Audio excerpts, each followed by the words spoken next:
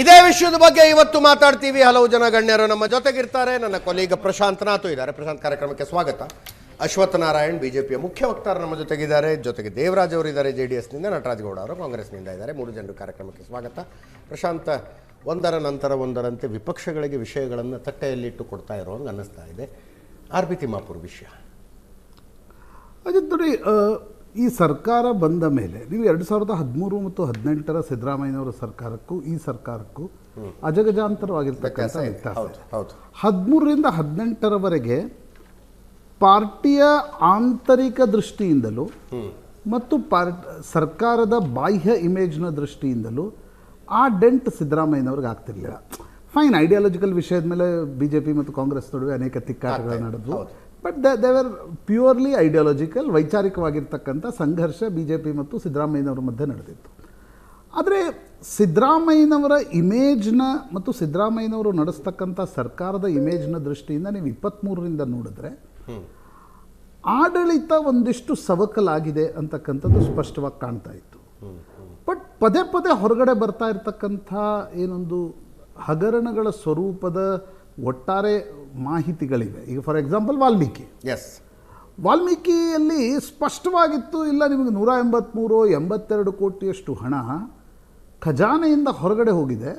ಸರ್ಕಾರ ಏನು ಹೇಳ್ತಾ ಇತ್ತು, ಸರ್ಕಾರದ ಮಂತ್ರಿಗಳು ಹೇಳ್ತಿತ್ತು, ಬರ್ತು ಬಿಡ್ರಿ ನಾಳೆ ಬರುತ್ತೆ ಆಸ್ ಇಫ್ ಇವರು 1% 2% ಬಡ್ಡಿ ಕೊಡೋರು ಮಾತಾಡ್ತಾರಲ್ಲ, ಆ ಪ್ರಮಾಣದಲ್ಲಿ ಸರ್ಕಾರದ ಮಂತ್ರಿಗಳು ಮಾತಾಡ್ತಾ ಇದ್ರು. ನಾಗೇಂದ್ರರನ್ನ ರಾಜೀನಾಮೆ ಕೊಡಿಸಿದ್ರು ನಿಜ ಇಲ್ಲ, ಬಟ್ ನಾಗೇಂದ್ರರನ್ನ ಕರ್ಕೊಂಡು ಬರಲಿಕ್ಕೆ ಮುಖ್ಯಮಂತ್ರಿಗಳೇ ಪ್ರಯತ್ನ ಮಾಡ್ತಾ ಇದ್ದದ್ದನ್ನು ನಾವು ವಾಲ್ಮೀಕಿ ಪ್ರಕರಣದಲ್ಲಿ ನೋಡಿದ್ವಿ. ಮೂಡಾ ಹಗರಣ, ಈಗ ಮುಖ್ಯಮಂತ್ರಿಗಳ ಪತ್ನಿಗೆ ಸಂಬಂಧಪಟ್ಟಿರ್ತಕ್ಕಂಥದ್ದೇನಿದೆ ಅದರಲ್ಲಿ ಕೋರ್ಟು ಒಂದು ನಿರ್ಣಯವನ್ನು ಕೊಡ್ತು, ಲೋಕಾಯುಕ್ತ ರಿಪೋರ್ಟು ಅದಾದ ಸಮನ್ಸ್ ರದ್ದು ಮಾಡಿ. ಆದರೆ ಮೂಡಾದಲ್ಲಿ ಹಗರಣ ನಡೆದಿದೆ ಅಂತಕ್ಕಂಥದ್ದನ್ನು ಯಾರೂ ಕೂಡ ಶರ್ಕ್ ಮಾಡಲಿಕ್ಕೆ ಸಾಧ್ಯ ಇಲ್ಲ. ಎರಡನೇದು. ಮೂರನೇದು ಪ್ರಮುಖವಾಗಿರ್ತಕ್ಕಂಥ ಸಂಗತಿ ಈಗ ಅಬಕಾರಿಗೆ ಸಂಬಂಧಪಟ್ಟಂತೆ ಕಾಣ್ತಿದೆ. ಅಂದರೆ RB ತಿಮ್ಮಾಪುರ್ ವಿರುದ್ಧ ಈ ಆರೋಪಗಳು ಹೊಸದೇನಲ್ಲ. ಆದರೆ ಇಲ್ಲಿಯವರೆಗೆ ಸರ್ಕಾರ ಅದರ ಬಗ್ಗೆ ಯಾವುದೇ ರೀತಿಯಾಗಿರ್ತಕ್ಕಂಥ ಕ್ರಮವನ್ನು ತೆಗೆದುಕೊಳ್ಳಕ್ಕೆ ತಯಾರಿಲ್ಲ. ನೀವು ಇವತ್ತಿನ ದಿನಮಾನಗಳಲ್ಲಿ ರಾಜಕೀಯ ಎರಡೂ ಪಕ್ಷಗಳ ನಡುವೆ ಇರತಕ್ಕಂಥ ಸಮಸ್ಯೆ ಏನು ಅಂತಂದರೆ, ಇವರು ಸರ್ಕಾರ ಇದ್ದಾಗ, ಈಗ ಭಾರತೀಯ ಜನತಾ ಪಾರ್ಟಿ ಸರ್ಕಾರ ಇದ್ದಾಗಲೂ ಭ್ರಷ್ಟಾಚಾರದ ಪ್ರಕರಣಗಳು ನಡೆದಿವೆ, ಕಾಂಗ್ರೆಸ್ ಸರ್ಕಾರ ಇದ್ದಾಗಲೂ ಭ್ರಷ್ಟಾಚಾರದ ಪ್ರಕರಣಗಳು ನಡೆದಿವೆ.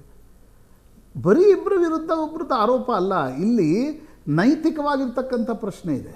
ಹೀಗಾಗಿ ನನಗನ್ಸುತ್ತೆ RB ತಿಮ್ಮಾಪುರ್ ಪ್ರಕರಣದಲ್ಲಿ ಸರ್ಕಾರದ ಸ್ಟ್ಯಾಂಡ್ ಏನು, ಇನ್ನೂ ಅನೇಕ ದಾಖಲೆಗಳು ಇವೆ ಅಂತಕ್ಕಂಥದ್ದನ್ನು ಹೇಳಲಾಗ್ತಾ ಇದೆ. ಆಡಿಯೋ ದಾಖಲೆಗಳಿವೆ, ಯಾರಿಂದ ತೆಗೆದುಕೊಂಡ್ರು ಅಂತಕ್ಕಂಥದ್ದಿದೆ. ಇವತ್ತು ರಾಹುಲ್ ಗಾಂಧಿಗೆ ಅವರು ಪತ್ರವೂ ಬರೆದಿದ್ದಾರೆ. ಹಿಂದೆ ನೀವು ಗುತ್ತಿಗೆದಾರರ ಸಂಘದ ಅಧ್ಯಕ್ಷರು ಒಂದು ಪತ್ರವನ್ನು ಬರೆದ್ರು, ಒಂದು ಹೇಳಿಕೆಯನ್ನು ಕೊಟ್ಟರು ಅನ್ನುವ ಕಾರಣಕ್ಕೋಸ್ಕರ ಯಾವೆಲ್ಲ ಆರೋಪಗಳನ್ನು ನೀವು ಮಾಡಿದ್ರಿ. ಸರಿ, ನೀವು ಮಾಡಿದ್ರಿ, ನೀವು ಮಾಡಬೇಕೋ ಬೇಡವೋ ಅಂತಕ್ಕಂಥದ್ರ ಬಗ್ಗೆ ನಾನು ಚರ್ಚೆ ಮಾಡೋಕ್ಕೆ ಹೋಗಲ್ಲ. ಆದರೆ ಇವತ್ತು ಅದೇ ಅಬಕಾರಿ ಗುತ್ತಿಗೆದಾರರ ಸಂಘದ ಅಧ್ಯಕ್ಷರು ರಾಹುಲ್ ಗಾಂಧಿ, ಮದ್ಯ ಮಾರಾಟಗಾರರ ಸಂಘದ ಅಧ್ಯಕ್ಷರು ಪತ್ರ ಬರೆದಾಗ ನೀವು ಅದನ್ನು ಸೀರಿಯಸ್ ಆಗಿ ತೆಗೆದುಕೊಳ್ಳಕ್ಕೂ ತಯಾರಿಲ್ಲ. ನನಗನ್ಸುತ್ತೆ ಅಜಿತ್, ಇದರಿಂದ ಏನಾಗುತ್ತೆ ಅನ್ನೋದು ನೋಡಿ. ಯಾವಾಗ ಸರ್ಕಾರ ಅಥವಾ ಒಂದು ರಾಜಕೀಯ ಪಕ್ಷ ಈ ವಿಷಯಗಳ ಬಗ್ಗೆ ಗಂಭೀರವಾಗಿ ತೆಗೆದುಕೊಳ್ಳಲ್ಲ, you will face lot of problems during elections. ಈಗ ನಿಮ್ಗೆ ಅರ್ಥ ಆಗಲ್ಲ, ಅಧಿಕಾರ ಇದೆ ಕೈಯಲ್ಲಿ. ಈಗ ನಿಮ್ಗೆ ಅದು ಅರ್ಥ ಆಗಲ್ಲ. ಯಾಕಂತಂದರೆ ಇವತ್ತು ಅಧಿಕಾರ ಇದೆ, ಎಲ್ಲವೂ ನಡೀತಾ ಇದೆ. ಜಾತಿಯ ದೃಷ್ಟಿಯಿಂದ ನೋಡ್ತಿರೋ, ಬೇರೆ ದೃಷ್ಟಿಯಿಂದ ನೋಡ್ತಿರೋ, ನಮ್ಮ ಬಣ ಅಂತ ನೋಡ್ತಾ ಇದ್ದೀರಿ. ಅಂದರೆ ಇಡೀ ಸರ್ಕಾರವೇ ಒಂಥರ ಪ್ರಿಯಾಂಕ ಖರ್ಗೆ ಮನಸ್ಥಿತಿಯಲ್ಲಿರುತ್ತೆ. ಅಂದರೆ ನಾವು ಅಧಿಕಾರದಲ್ಲಿ ಇದ್ದೀವಿ ರೀ, ಅಲ್ಲ ನಾವು ಮಾಡಿದ್ದು ಕರೆಕ್ಟು, ನಾವು ಹೋಗ್ತಾ ಇರೋ ದಾರಿ ಕರೆಕ್ಟು ಅಂತ. ಅದು ಪ್ರಿಯಾಂಕ್ ಖರ್ಗೆ ಅಂತಲ್ಲ, ಅದು ಅಧಿಕಾರದ ಕುರ್ಚಿಯ ಮಹಿಮೆನೇ ಅಂತದ್ದು. ಅಲ್ಲಿ ಕುರ್ಚಿ ಮೇಲೆ ಕೂತಾಗ ನೀವು ಬೇರೆಯವ್ರು ಏನು ಹೇಳ್ತಿದ್ದಾರೆ, ಪತ್ರಕರ್ತರು ಏನು ಹೇಳ್ತಿದ್ದಾರೆ, ಜನ ಏನು ಹೇಳ್ತಾರೆ, ಜಾಣರಾಗಿರ್ತಕ್ಕಂಥವ್ರು ಆ ಇಮೇಜನ್ನು ನೋಡಿ ನಮ್ಮ ಸರ್ಕಾರವನ್ನು ತಿದ್ದುಕೊಳ್ಬೇಕು. ಎಲ್ಲೆಲ್ಲಿ ಬೇಕೋ ಅಲ್ಲಿ ಕರೆಕ್ಟಿವ್ ಮೆಜರ್ಸ್ಗಳನ್ನು ತೆಗೆದುಕೊಳ್ಬೇಕು. ನನಗನ್ಸುತ್ತೆ ಈಗ ಅಬಕಾರಿ ಪ್ರಕರಣ ಇದೆ, ಸರ್ಕಾರದ ತಲೆನೇ ಕೆಡಿಸ್ಕೊಳ್ತಾ ಇಲ್ಲ. ಏನು ನೀವು ಆರೋಪ ಮಾಡಿ, ನಾವು ಮನರೇಗಾ ಬಗ್ಗೆ ನಾವು ಹೋರಾಟ ಮಾಡ್ತೀವಿ. ದೇಶದಲ್ಲಿ ಎಲ್ಲೂ ಹೋರಾಟ ಅಂದರೆ ನೀವು ಕಾಂಗ್ರೆಸ್ ಕರೆ ಕೊಟ್ಟಿದೆ, ಎಲ್ಲೂ ಕೂಡ ಅದು ಹೋರಾಟ ಸ್ಪಷ್ಟ. ಇಲ್ಲಿ ಮಾತ್ರ ನಾವು ಹೋರಾಟ ಮಾಡ್ತೀವಿ. ಯಾಕೆ ಹೋರಾಟ ಮಾಡ್ತೀವಿ? ಸಿದ್ದರಾಮಯ್ಯನವ್ರಿಗೆ ಅನಿಸ್ತಾ ಇದೆ ಈ ಹೋರಾಟವನ್ನು ತೆಗೆದುಕೊಂಡ್ರೆ ಕಾಂಗ್ರೆಸ್ ಹೈಕಮಾಂಡನ್ನು ಮೆಚ್ಚಿಸ್ಬೋದು. ಎರಡನೇ ಅವ್ರಿಗೆ ಅನಿಸ್ತಾ ಇರತಕ್ಕಂಥದ್ದು ಈ ಹೋರಾಟವನ್ನು ತೆಗೆದುಕೊಂಡ್ರೆ DK ಶಿವಕುಮಾರನ್ನು ಆಫ್ ಟ್ರ್ಯಾಕ್ ಇಡಬಹುದು. ಉಳಿದಂತೆ ಡಿ ಕೆ ಶಿವಕುಮಾರ್ ಆಗಲಿ ಸಿದ್ದರಾಮಯ್ಯನವರಾಗಲಿ ನೀವು ಬ್ರೇಕ್ಫಾಸ್ಟ್ ಮಾಡಿದ್ರಲ್ಲ 2 ಸಲ, Yes. ನಿಮ್ಮ ಅಧಿಕಾರ ಹಂಚಿಕೆ ಮಾಡಬೇಕೋ ಮಾಡಬಾರ್ದು ಅನ್ನೋದಕ್ಕೋಸ್ಕರ ನೀವು ಆ ಬ್ರೇಕ್ಫಾಸ್ಟಲ್ಲಿ ಸರ್ಕಾರದ ಇಮೇಜ್ ಇವತ್ತೇನಿದೆ ಅನ್ನೋದ್ರ ಬಗ್ಗೆ ಯಾಕೆ ಯೋಚನೆ ಮಾಡಲ್ಲ? See that is the difference.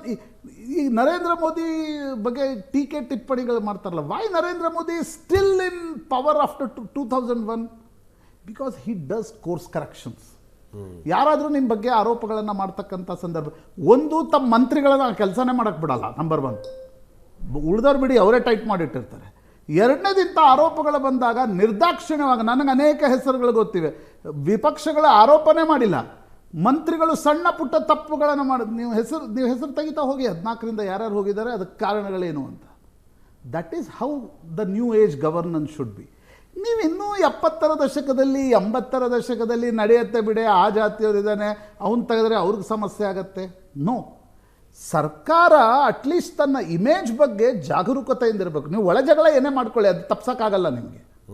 But image ಇವತ್ತು ಅಬಕಾರಿ ವಿಷಯಕ್ಕೆ ಸಂಬಂಧಪಟ್ಟಂತೆ ವಿಪಕ್ಷಗಳು ಆರೋಪ ಮಾಡ್ತಾ ಇವೆ, ಮಾಧ್ಯಮಗಳಲ್ಲಿ ಸುದ್ದಿಗಳು ಬರ್ತಾ ಇವೆ, ಆಡಿಯೋಗಳು ಹರಿದಾಡ್ತಾ ಇವೆ. ನಿಮಗೆ ಕೋರ್ಸ್ ಕರೆಕ್ಷನ್ ಏನು? ಅಲ್ಲ, ನಿಲುವೇನಂತ ಫಸ್ಟ್ ಗೊತ್ತಾಗಲಿಲ್ಲ. ಏನು what is the stand of the government? ಈ ವಿಷಯ ಈಗ ನಾನು ಹೇಳ್ತೀನಿ, ವಾಲ್ಮೀಕಿ ವಿಷಯದಲ್ಲಿ ನಿಮ್ಮ ನಿಲುವು ಇರ್ಲಿಕ್ಕೆ ಸಾಧ್ಯ ಇಲ್ಲ. ನೀವು ಮಾತ್ರ ಅಲ್ರಿ, ನೀವು 82 ಕೋಟಿ ಹಣ ನಿಮ್ಮ ಬೊಕ್ಕಸದಿಂದ ಹೊರಗಡೆ ಹೋಗಿದೆ ಅಂದ್ರೆ ನಿಮ್ಮ ನಿಲುವೇನಿರುತ್ತೆ? ದಟ್ ಈಸ್ ರಾಂಗ್ ಅನ್ನೋದಷ್ಟೇ ನಿಲುವಾಗಿರ್ಲಿಕ್ಕೆ ಸಾಧ್ಯ. ಅದಕ್ಕೆ ಅಧಿಕಾರಿಗಳ ಕಾರಣ ಮತ್ತು ಯಾರ್ಯಾರ ಕಾರಣನೋ ಅವ್ರಿಗೆಲ್ಲ ಶಿಕ್ಷೆ ಆಗುತ್ತೆ. ಅವರೆಲ್ಲ ಅರೆಸ್ಟ್ ಆದ್ರು, ಆಮೇಲೆ ಹಣವನ್ನು ವಸೂಲು ಮಾಡಿದ್ದು ಸರ್ಕಾರದ ಬದ್ಧತೆ ಇದೆ.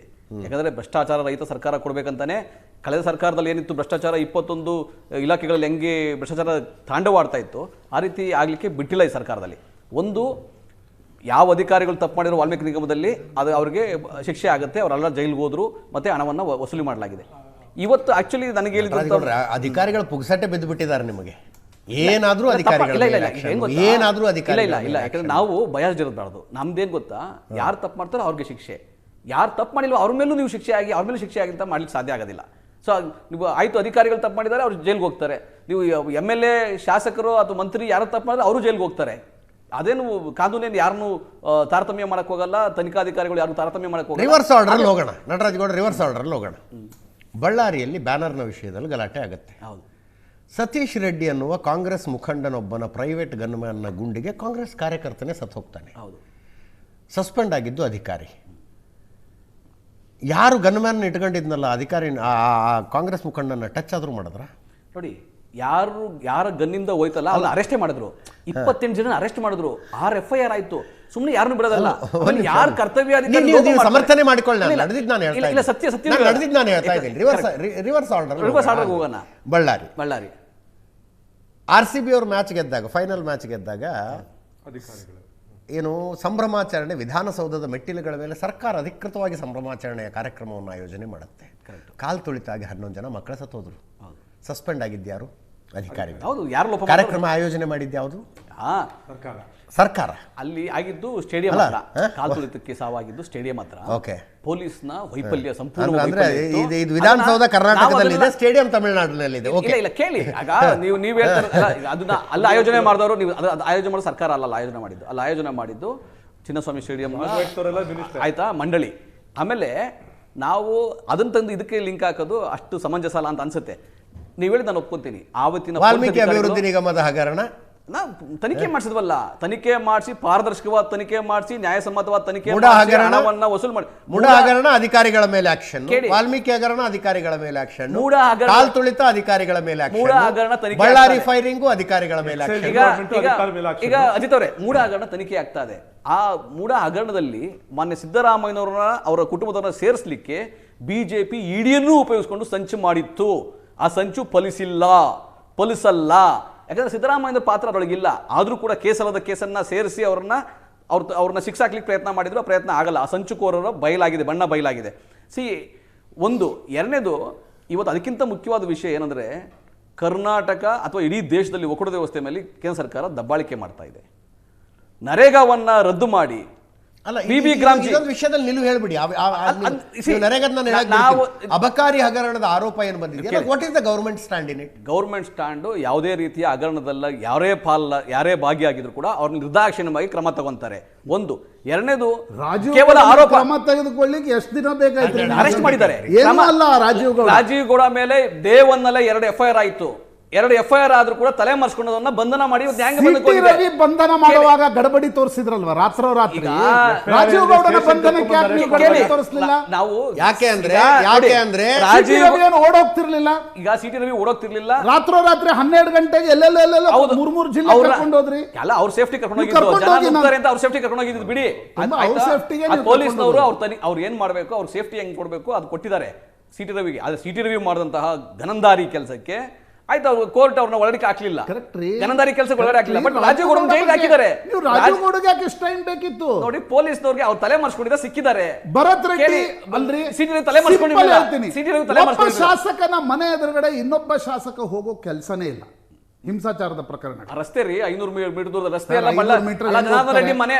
ಜನಾರ್ದನ್ ರೆಡ್ಡಿಗೆ ಏನೋ ಇಡೀ ಬಳ್ಳಾರಿ ಅವ್ರ ಆಸ್ತಿ ತಿಳ್ಕೊಂಡ್ಬಿಟ್ರೆ ತಪ್ಪಾಗ್ತದೆ. ಸಾರ್ವಜನಿಕ ರಸ್ತೆ ಅವ್ರ ಅಶೋಕ್ ಇದ್ದಾರೆ. ನಾಳೆ ಯಾರ್ದೋ ಒಬ್ರು ಸಚಿವರ ಮನೆ ಮುಂದೆ ಹೋಗಿ ನಿಂತ್ರೆ ಅವ್ರ ಮನೆ ಇತ್ತು ಅಂತ ಹೇಳಿ ಕೇಳಿ, ತಮ್ಮ ಕಾರ್ಯಕರ್ತರ ಮೇಲೆ ಹಲ್ಲೆ ಆದಾಗ, ತಮ್ಮ ಕಾರ್ಯಕರ್ತರ ಮೇಲೆ ಕಲ್ಲಲ್ಲಿ ದೊಣ್ಣೆನಲ್ಲಿ ಕಾರ್ಪೊರೇಟ್ ಹಲ್ಲೆ ಮಾಡ್ತಿದ್ದಾಗ ತಮ್ಮ ಶಾಸಕರಾಗಿ ಜವಾಬ್ದಾರಿ ನಿರ್ವಹಿಸಕ್ಕೆ ಹೋಗಿದ್ರು. ಅವರು ಜವಾಬ್ದಾರಿ ನಿರ್ವಹಿಸೋದಕ್ಕೆ ಹೋಗಿದ್ರು. ಅಮಾಯಕ ಒಬ್ಬ ಕಾರ್ಯಕರ್ತನ ಹೆಣ ಹಾಕಿದ್ರು. ಅಮಾಯಕನ ಸಾವಾಯ್ತು. ಅದಕ್ಕೆ ಕ್ರಮ ತಗೊಂಡ್ರು. 28 ಜನ ಅರೆಸ್ಟ್ ಮಾಡಿ ಒಳಗಾಕಿರೋದು. ಯಾಕೆ ಅಂದ್ರೆ ಆತರ ಸಾವಾಯ್ತಲ್ಲ. ಆದ್ರೆ ಆ ಪ್ರಚೋದನಕಾರಿ ಯಾರು ಸಂಚಿದ್ರು ಅವರು ಅರೆಸ್ಟ್ ಮಾಡಿದ್ದಾರೆ. ಈಗ ಅಲ್ವಾ, ಎಷ್ಟೋ ಸಾವಿರ ಮನೆ ಹಂಚಿದ್ರಿ ನೀವು. ನಾನು ಹಂಗೆ ಒಂದು ಥೆರಾಟಿಕಲ್ ಪ್ರಶ್ನೆ ಕೇಳ್ತೀರಿ. ಎಷ್ಟೋ ಸಾವಿರ ಮನೆ ಹಂಚಿದ್ರಿ, ಎಷ್ಟು ಅಡ್ವರ್ಟೈಸ್ಮೆಂಟ್ ಕೊಡ್ತೀರಿ? ಬೋರ್ಡ್ ಹಾಕೋತೀರಿ, ಪೋಸ್ಟರ್ ಹಚ್ಕೋತೀರಿ, ಏನು ಅಂತೀರಿ? ನಾವು ಕೊಟ್ವಿ.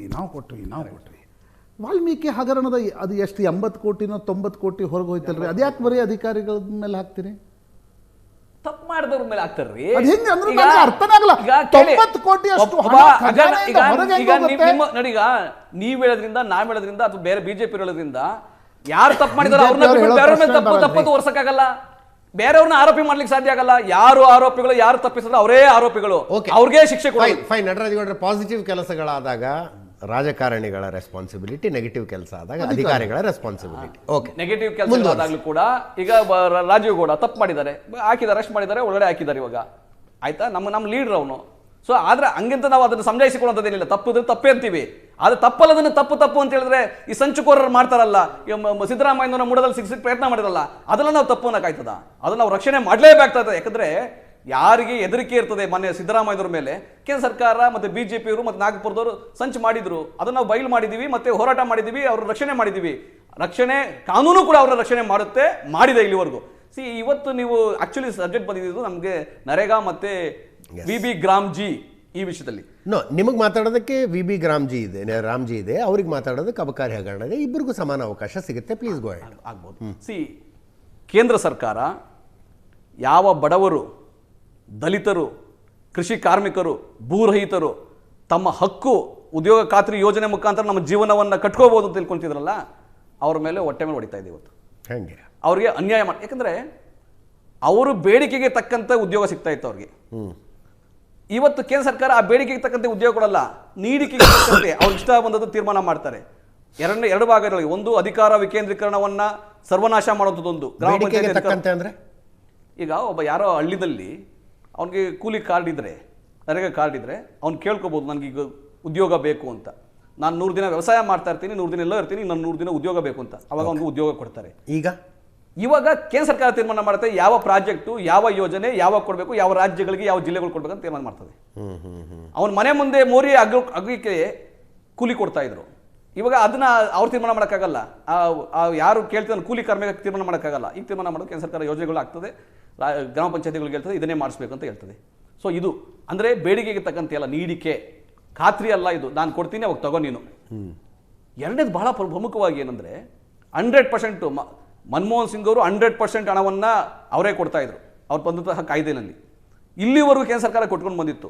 2020-21ರಲ್ಲಿ 1 ಲಕ್ಷ ಕೋಟಿ ರೂಪಾಯಿ ಕೊಟ್ಟಂಥವ್ರು ಈಗ ಬರ್ತಾ 98,000 ಕೋಟಿ, ಈಗ 86,000 ಕೋಟಿಗೆ ಇಳಿದಿದ್ದಾರೆ. ಹೆಚ್ಚಿಗೆ ಮಾಡಿಲ್ಲ. ಆದರೆ ಹಳ್ಳಿನಲ್ಲಿ ಇವತ್ತು ಕೂಡ ಬಡವರಿದ್ದಾರೆ, ಅನಕ್ಷರಸ್ಥರಿದ್ದಾರೆ, ರೈತರಿದ್ದಾರೆ, ರೈತರ ಆದಾಯ ಡಬಲ್ ಆಗ್ತಾ ಇಲ್ಲ, ವೆಚ್ಚ ಜಾಸ್ತಿ ಆಗ್ತಾ ಇದೆ, ಆದಾಯ ಕಡಿಮೆ ಆಗ್ತಾ ಇದೆ, ಎಲ್ಲ ಸಾಲದಲ್ಲಿ ಮುಳುಗಿದ್ದಾರೆ. ಹಂಗಿರಬೇಕಾದ್ರೆ ನೀವು ಈ ಸಮಯದಲ್ಲಿ ಆ ಹಣವನ್ನು ಕಿತ್ಕೊಂಡು 40% ರಾಜ್ಯಗಳು ಕೊಡೋದು ಅನ್ನೋದು ಯಾವ ನ್ಯಾಯ? ರಾಜ್ಯಗಳ ಮೇಲೆ ತೆರಿಗೆ ಹೊರೆಯಾಗಿದೆ, ರಾಜ್ಯಗಳು GST ನಿಮ್ಮ ತೀರ್ಮಾನದಲ್ಲಿ ನಿಮ್ಮಲ್ಲಿದೆ, 15ನೇ ಹಣಕಾಸಿನ ಆಯೋಗದಲ್ಲಿ ಅನ್ಯಾಯ ಆಗಿದೆ, 16ನೇ ಹಣಕಾಸಿನ ಆಯೋಗದಲ್ಲೂ ಮುಂದೆ ಅನ್ಯಾಯ ಆಗುತ್ತೆ. ರಾಜ್ಯಗಳಿಗೆ 5 ಲಕ್ಷ ಕೋಟಿ ರೂಪಾಯಿ ಸೆಸ್ ನೀವು ಕಲೆಕ್ಟ್ ಮಾಡ್ಕೊತೀರಿ, ಒಂದು ಪೈಸಾ ರಾಜ್ಯಗಳು ಕೊಡಲ್ಲ, ನಿಮ್ಮ ತೀರ್ಮಾನ ಅದು. ಹಿಂಗಿರ್ಬೇಕಾದ್ರೆ ರಾಜ್ಯಗಳ ಮೇಲೆ ಯಾಕೆ ಹೊರೆ ಹಾಕಬೇಕು, ಯಾಕೆ ದಬ್ಬಾಳಿಕೆ ಮಾಡಬೇಕು? ರಾಜ್ಯಗಳಿಗೆ ಈಗ ಕೂಲಿ ಕೊಡೋಕ್ಕಾಗಿಲ್ಲ ಅಂದರೆ ಆಮೇಲೆ ಅಲ್ಲಿ ಉದ್ಯೋಗನೇ ಇರಲ್ಲ ಅವ್ರಿಗೆ. ನಾವು ಖಾತ್ರಿ ಕೊಟ್ಟಿದ್ದೀವಿ, ಹಕ್ಕು ಕೊಟ್ಟಿದ್ದೀವಿ ಅಂದ್ರೆ ಹೆಂಗಾಗ್ತದೆ? ಕೇಂದ್ರ ಸರ್ಕಾರದ ಹೊಣೆಗಾರಿಕೆ ಇವತ್ತು 1.5 ಲಕ್ಷ ಕೋಟಿ ರೂಪಾಯಿ ಮಾಡಬೇಕು, ಮತ್ತೆ ಆ ನರೇಗಾವನ್ನು ಮರುಸ್ಥಾಪನೆ ಮಾಡಬೇಕು. ಅಲ್ಲಿವರೆಗೂ ನಿರಂತರ ಹೋರಾಟ ಇರ್ತದೆ, ಅಲ್ಲಿವರೆಗೂ ನಿರಂತರ ಹೋರಾಟ ಇರ್ತದೆ. ಯಾಕಂದರೆ ಕೃಷಿ ಕಾಯ್ದೆ ತಗೊಂಡು ಬಂದಾಗ ಇದೇ ರೀತಿ ಹೋರಾಟ ಮಾಡಿ ಕೇಂದ್ರ ಸರ್ಕಾರ ಅದನ್ನು ವಾಪಸ್ ಪಡ್ಕೊಂತು. ಭೂಸ್ವಾಧೀನ ಕಾಯ್ದೆ ಅವರು ಮೋದಿಯವರು ಬಂದ ತಕ್ಷಣ 2014ರಲ್ಲಿ ಭೂಸ್ವಾಧೀನ ಕಾಯ್ದೆ ತೊಗೊಂಡು ಬಂದರು, ತಿದ್ದುಪಡಿ ತೊಗೊಂಡ್ಬಂದರು. ರೈತರ ಅನುಮತಿ ಇಲ್ಲದೆ ನಾವು ಸ್ವಾಧೀನ ಮಾಡ್ಕೋಬೋದು ಅಂತ, ಆಮೇಲೆ ವಾಪಸ್ ತೊಗೊಂಡ್ರು. ಸೊ ಹಾಗಾಗಿ ಇದನ್ನು ಕೂಡ ವಾಪಸ್ ತೊಗೋಬೇಕಾಗುತ್ತೆ. ಅದು ಜನತೆಗೆ ಹಿತಿಗೆ ಹಾಕಿ. ಇದು ರಾಜಕೀಯ ಯಾರು ಹೇಳ್ಬೋದು, BJP JDS ಅನ್ನೋದು ಬೆಂಬಲ ಕೊಡ್ಬೋದು. ರಾಜ್ಯದ BJP 25 ದಿನ ನಾವು ಮಾಡಿದ್ದೀವಿ. ಸೊ ರಾಜ್ಯ ಸರ್ಕಾರನೂ ಕೂಡ ಒಂದಿಷ್ಟು ಹಣವನ್ನು ಭರಿಸಲಿ, ಅವ್ರದ್ದು ಆರ್ಗ್ಯುಮೆಂಟ್ ಹೇಳ್ತೀನಿ. ಈಗ ಯಾವ ಜನನು ಕೂಡ 125 ದಿನ ಮೊದಲು 100 ಇತ್ತು, ಈಗ 125 ಮಾಡಿದ್ದೀವಿ. 125 ಡೇ ಏನಾಗಿದೆ ಅಂದರೆ ಉದ್ದೇಶ 125 ದಿನ ಕೊಡಬೇಕು ಅನ್ನೋ ಕೇಂದ್ರ ಸರ್ಕಾರದ ಉದ್ದೇಶ ಅಲ್ಲ. ಉದ್ದೇಶ ಏನಂದ್ರೆ ರಾಜ್ಯಗಳು ಹೊಣೆಗಾರಿಕೆ ತಗೊಳ್ಳಿ, ಹಣಕಾಸಿನ ಹೊಣೆಗಾರಿಕೆ ತಗೊಳ್ಳಿ. ನಮ್ಗಾಗಲ್ಲ ಕೆಲಕೆಂದ್ರೆ ಕೇಂದ್ರ ಸರ್ಕಾರ ಅವ್ರು 25 ದಿನ ಜಾಸ್ತಿ ಮಾಡ್ತಿದೀವಿ, ಕೊಡ್ಲಿ 25 ದಿನ. ಅದಕ್ಕೆ ಅವ್ರು ಹೇಳ್ತಿರೋದು 25 ದಿನ ಜಾಸ್ತಿ ಮಾಡ್ತಿದೀವಿ, ರಾಜ್ಯ ಸರ್ಕಾರಗಳು ಕೂಡ ಅದರ ಹೊಣೆಗಾರಿಕೆ. ಈಗ ಏನಾಗುತ್ತೆ, ಪ್ರತಿ ವರ್ಷ ಏನಾಗುತ್ತೆ ಅಂದ್ರೆ ಕೇಂದ್ರ ಸರ್ಕಾರ 70,000 ಕೋಟಿ ರೂಪಾಯಿ ಬಜೆಟ್ ಅಲ್ಲಿ ಘೋಷಣೆ ಮಾಡುತ್ತೆ. ಬೇಡಿಕೆ ಹೆಚ್ಚಿಗೆ ಆದಾಗ ಬೇಡಿಕೆ ಹೆಚ್ಚಿಗೆ ಆಗಿದ ತಕ್ಕನಾಗಿ 98,000 ಕೋಟಿಗೆ 86,000 ಕೋಟಿಗೆ ಮಾಡಿದೆ. ಕಳೆದ ವರ್ಷ ಕೂಡ 86,000 ಕೋಟಿಗೆ ಮಾಡಿದೆ. ಬೇಡಿಕೆ ಹೆಚ್ಚಿಗೆ ಆಗಿ ಮೊದಲೇ ಅದರ ಪ್ಲಾನ್ ಮಾಡಿರಲಿಲ್ಲ, ಅದು ರಿವೈಸ್ಡ್ ಪ್ಲಾನ್ ಮಾಡಿರೋದು. ಸೊ ಬೇಡಿಕೆ ಹೆಚ್ಚಿಗೆ ಆದಂಗೆ ದಿನಗಳು ಹೆಚ್ಚಿಗೆ ಮಾಡಿ ತಪ್ಪೇನಿಲ್ಲ. ಅದಕ್ಕೆ ಬೇಡಿಕೆ ಜನ ಕೇಳ್ತಾರೆ ಅಥವಾ ಹೆಚ್ಚಿಗೆ ದಿನಗಳು ಕೇಳ್ತಾರೆ ಅಂದಾಗ ಬೇಡಿಕೆ ಹೆಚ್ಚಿಗೆ ಆದಾಗ ಮಾಡಿ. ಆದರೆ ನೀವು ಕಾಯ್ದೆ ಮಾಡಿ ರಾಜ್ಯಗಳಿಗೆ 40% ಹಾಕೋದಿದೆಯಲ್ಲ, ಅದು ರಾಜ್ಯಗಳಿಗೆ ಹೊರೆ ಆಗುತ್ತೆ. ಈಗ ರಾಜ್ಯದಲ್ಲಿ ನಾವಾಲೆ ತೆರಿಗೆ 4.5 ಲಕ್ಷ ಕೋಟಿ ರೂಪಾಯಿ ಕೊಡ್ತೀವಿ. ಕಳೆದ ವರ್ಷ ಎಷ್ಟಾಗಿದೆ ನಮಗೆ? 44,000 ಕೋಟಿ ರೂಪಾಯಿ ಕೇಂದ್ರದ ಹಂಚಿಕೆ ಬಂದಿದೆ. 13,000 ಕೋಟಿ ರೂಪಾಯಿ ಸೆಂಟ್ರಲಿ ಸ್ಪಾನ್ಸರ್ಡ್ ಸ್ಕೀಮ್ ಬರ್ತದೆ. 57,000 ಕೋಟಿ ರೂಪಾಯಿ ಬರ್ತದೆ ಅಷ್ಟೇ 4.5 ಲಕ್ಷ ಕೋಟಿ ರೂಪಾಯಿಗೆ. ಸೊ ಹಂಗಿರ್ಬೇಕಾದ್ರೆ ರಾಜ್ಯಗಳಿಗೆ ಮೊದಲೇ ಅನ್ಯಾಯ ಆಗ್ತದೆ, ಬೊಕ್ಕಸ ಖಾಲಿ ಆಗ್ತದೆ. ತೆರಿಗೆ ಮಾತ್ರ ನಾವು ಕಟ್ತೀವಿ, GSTನಲ್ಲಿ ಈಗ ನಾವು ಬೇರೆ ಏನು ಕ್ಲೈಮ್ ಮಾಡೋಕ್ಕಾಗಲ್ಲ. 15ನೇ ಹಣಕಾಸಿನ ಆಯೋಗದಲ್ಲಿ 11,495 ಕೋಟಿ ರೂಪಾಯಿ ಕೊಡಿ ಅಂದ್ರು ಕೊಡಲಿಲ್ಲ ಅವರು. 15ನೇ ಹಣಕಾಸಿನ ಆಯೋಗ ಏನಾದರೂ ಕೊಡಲಿಲ್ಲ ಅವ್ರು ನಮಗೆ ಕೇಂದ್ರ ಸರ್ಕಾರ. ಸೊ ಹಿಂಗಿರ್ಬೇಕಾದ್ರೆ ಇನ್ನು ಮುಂದೆ ಈ ಥರ ಯೋಜನೆಗಳನ್ನ ನೀವು ದುರ್ಬಲ ಮಾಡಿ ಬಡವರಿಗೆ ನೇರವಾಗಿ ನೀವು ಹೊರೆ ಆಗ್ತಿದ್ರಿ, ರಾಜ್ಯ ಸರ್ಕಾರಗಳು ಹೊರೆ ಆಗ್ತಿದ್ರಿ. ಅದನ್ನು ವಾಪಸ್ ತಗೊಳ್ಳೇಬೇಕು ಅನ್ನೋದು. ಸೊ ಇದು ನಿಮ್ಮ ಏನು ಕಾಂಗ್ರೆಸ್ಸಿನ ನಿಲುವು ರಾಷ್ಟ್ರ ಮಟ್ಟದಲ್ಲಿ, ರಾಷ್ಟ್ರ ನಿಲುವು. ದೇಶದಾದ್ಯಂತ ಹೋರಾಟಕ್ಕೆ ಕರೆ ಕೊಟ್ಟಿರುವಾಗ ಕರ್ನಾಟಕದಲ್ಲಿ ಬಹಳ ಸ್ಟ್ರಾಂಗ್ ಆಗಿ ನಡೀತಾ ಇದೆ. ಅಭಿನಂದನೆಗಳು. ಬೇರೆ ರಾಜ್ಯದಲ್ಲಿ ನಡೀತಾ ಇಲ್ಲ. ನಡೆಯುತ್ತೆ. ಏನು ಪೊಲಿಟಿಕಲ್ ರೀಸನ್ಸ್ ಇದೆಯಾ? ಇಲ್ಲ, ಜನತೆಗೆ ಏನಾಗುತ್ತೆ ಗೊತ್ತಾ, ಇದನ್ನು ನೇರವಾಗಿ ಅವ್ರಿಗೆ ತಲುಪಿದಾಗ ಕಾರ್ಯಕರ್ತರು ಎಲ್ಲ ಕಡೆ ಇಡೀ ದೇಶದಲ್ಲಿ ಹೋರಾಟ ಮಾಡಲಿಕ್ಕೆ ಸಜ್ಜಾಗಿದ್ದಾರೆ, ಹೋರಾಟ ಮಾಡ್ತಾರೆ. ಯಾವ ರೀತಿಯ ಹೋರಾಟ ಮಾಡ್ತಾರೆ ಅಂದರೆ ಈ ಕಾಯ್ದೆಯನ್ನು ರದ್ದು ಮಾಡಿ ಹಳೆ ಕಾಯ್ದೆಯನ್ನು ಮರುಸ್ಥಾಪನೆ ಮಾಡಬೇಕು, ಅಲ್ಲಿವರೆಗೂ ಹೋರಾಟ ಮಾಡ್ತಾರೆ, ನಿರಂತರವಾಗಿ ಹೋರಾಟ ಮಾಡ್ತಾರೆ. ಆದರೆ ಇವತ್ತು ಕೇಂದ್ರ ಸರ್ಕಾರ ಮಾಡೋ ತಪ್ಪಿದೆಯಲ್ಲ, ಮತ್ತೆ ಮಾಡ್ತಾ ಇರೋ ತಪ್ಪಿದೆಯಲ್ಲ, ಅದನ್ನು ಯಾರು ಸಹಿಸಲ್ಲ.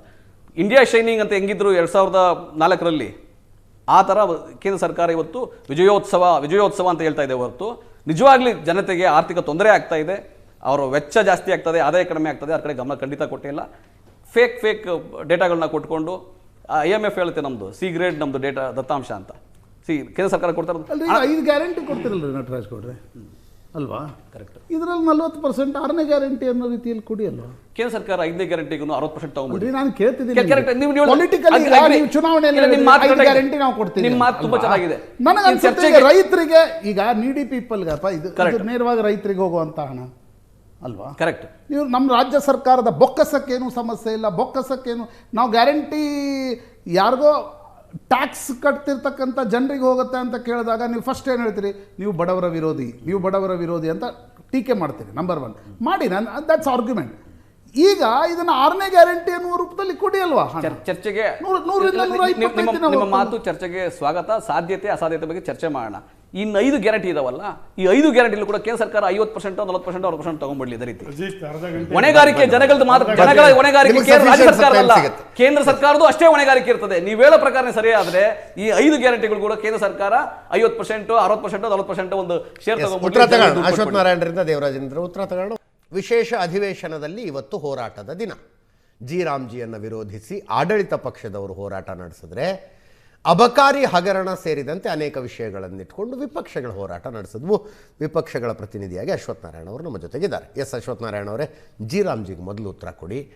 ಅಲ್ಲ ಸರ್, ಮೊದಲು ಪೂರ್ತಿ ಕೇಂದ್ರ ಸರ್ಕಾರ ಕೊಡ್ತಿದ್ದು, ಈಗ 60% ಅಷ್ಟೇ ಕೊಡ್ತೀವಿ ಅಂದರೆ ಹೆಂಗೆ?